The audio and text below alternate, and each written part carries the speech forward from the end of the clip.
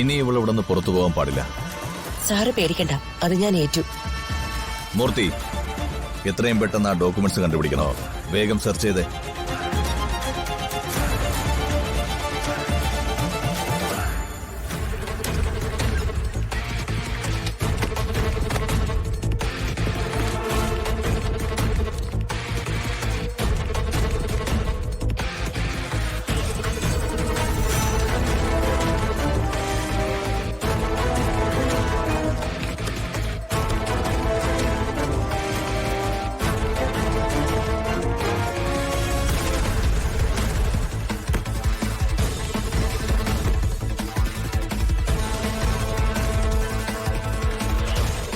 ഇവളിത് എവിടെ കൊണ്ട് ഒളിപ്പിച്ചു?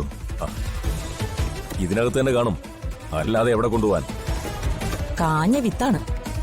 ഇതുപോലൊരു മുതലിനെ ഞാനിതുവരെ കണ്ടിട്ടില്ല.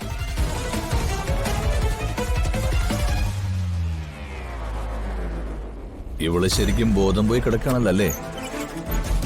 സാറല്ലേ പറഞ്ഞത് 3 മണിക്കൂർ കഴിഞ്ഞ് ഉണരുമെന്ന്? ഒന്ന് നോക്ക്.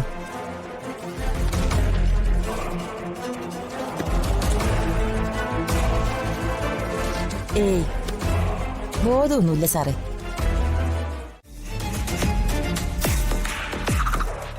ഇനി പക്ഷെ എനിക്ക് കാത്തിരിക്കാൻ വയ്യ.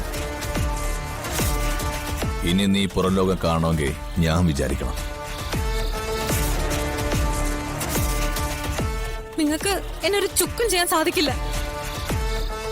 മര്യാദയ്ക്ക് അഴിച്ചുവിടാനാ പറഞ്ഞത്. അഴിച്ചുവിടാം. ഒരു കോംപ്രമൈസ്. നീ സ്വന്തമാക്കിയ സ്വത്തുക്കളിൽ പകുതി എനിക്ക് തരണം. എന്താ, സമ്മതാണോ? ഇതിൽ നിന്നും ഒരു തരി സ്വത്ത് പോലും ഞാൻ നിങ്ങൾക്ക് തരില്ല. ആ, എങ്കിൽ പിന്നെ നീ ഇനി പുറം ലോകം കാണണോ വേണ്ടയോ എന്ന് ഞാൻ തീരുമാനിക്കും. എന്നെ കൊന്നാലും കിട്ടില്ല. മോളെ, നെല്ലിശ്ശേരി പിടിച്ചെടുക്കാൻ 7 കൊല്ലം നിന്റെ ഭർത്താവിനെ പൂട്ടിടാൻ സഹായിച്ചത് ഞാനല്ലേ? എന്തിനായിരുന്നു ഞാനതെല്ലാം ചെയ്തതെന്ന് നീ ചിന്തിച്ചിട്ടുണ്ടോ? അതെല്ലാം ഞാൻ നിന്നെ കൊണ്ട് ചെയ്യിച്ചതാ. മൂർത്തി, നീയും അമ്മാവന്റെ വാക്ക് കേട്ടെന്നെ ചതിച്ചല്ലേ? ഞാനിവിടുന്ന് എഴുന്നേറ്റല്ലുണ്ടല്ലോ, എല്ലാത്തിനും അടിച്ച് പുറത്താക്കും. അങ്ങനെ എഴുന്നേൽക്കാതിരിക്കാനല്ലേ ഈ കെട്ടൊക്കെ കെട്ടിയിരിക്കുന്നത്? പുറത്തുനിന്ന് ആരും നിന്നെ അന്വേഷിച്ച് ഇങ്ങോട്ട് വരില്ല. അഥവാ വന്നാൽ തന്നെ ഞങ്ങൾ കാണാൻ സമ്മതിക്കുകയില്ല.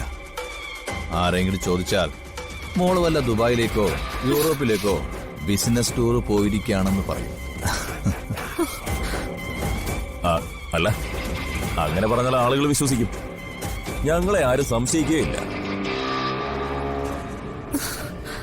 ഇനി ഇവളീ മുറിയിന്നിറങ്ങാതെ ഞാൻ നോക്കിക്കോളാം സാറേ. നിന്നെ ഞാൻ മിണ്ടാതെ അടങ്ങി കിടക്കടേ. എന്നെ അഴിച്ചു വിടാൻ, എന്നെ വിടാൻ. ഇങ്ങനെ ശബ്ദം ഉണ്ടാക്കി ബഹളം വെക്കല്ലേ മോളെ. ഞാൻ നിന്റെ അമ്മാവനല്ലേ?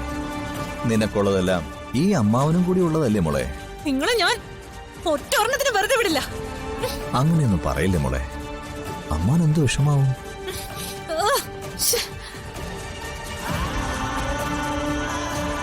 സേതുമാധവന് ചതിച്ച് നീ സ്വന്തമാക്കിയ സ്വത്തുക്കളുടെ ഡോക്യുമെന്റ്സ് ആണ് ഇതെല്ലാം. ഇപ്പോൾ ഇതെല്ലാം ഈ അമ്മാവന്റെ കയ്യിലാ. എന്നെ അഴിച്ചു വിടാൻ. നിന്നെ കൊല്ലണോന്ന് ഞാൻ ഇതുവരെ ചിന്തിച്ചിട്ടില്ല. എന്ന് കരുതി കൊല്ലണ്ടാന്ന് ഇതുവരെ സാറ് പറഞ്ഞിട്ടുമില്ല.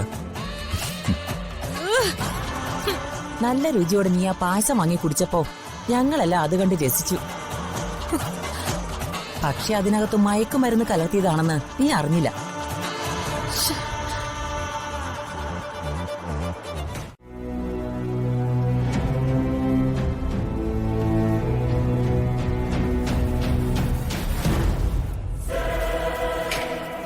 ഇനി മുതൽ നീ അവന്റെ വെറും 2ാം ഭാര്യ. ആദ്യ ഭാര്യ അവളാ, ലക്ഷ്മി. അല്ലെങ്കിലും പണ്ടും അതങ്ങനെ തന്നെ ആയിരുന്നല്ലോ. അവൾക്ക് ശേഷമല്ലേ അവൻ നിന്റെ ജീവിതത്തിലേക്ക് കടന്നു വന്നത്.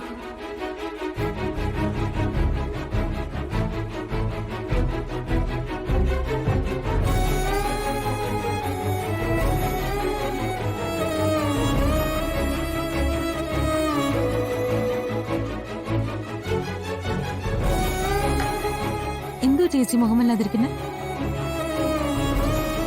ഓ അതൊക്കെ സച്ചയായിട്ട് മാറ്റി എടുത്തോളും. രണ്ടുപേരുടെയും പിണക്കങ്ങളെല്ലാം തീരാൻ പോവല്ലേ. ഇതൊക്കെ എന്തിനാന്നായിരിക്കും ചേച്ചി ഇപ്പൊ ആലോചിക്കുന്നത്. ഇരിക്കട്ടെ, ഒരു ഫസ്റ്റ് നൈറ്റ് കൂടി ആഘോഷിക്കാനുള്ള ചാൻസ് കളയണ്ട. ഇതൊരു ഗോൾഡൻ ചാൻസാ, എല്ലാവർക്കും കിട്ടുന്നതല്ല.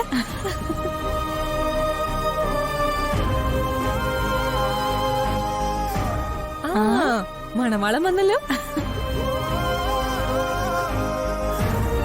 ഇനി നിങ്ങളായി നിങ്ങളുടെ പാടായി. വാ അതിരെ, നമുക്ക് പോവാം.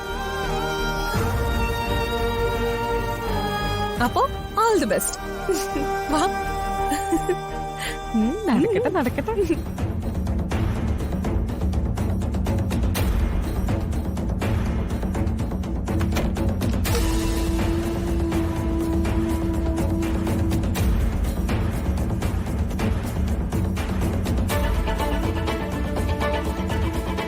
അർച്ചന, താൻ എന്നോട് ക്ഷമിക്കണം.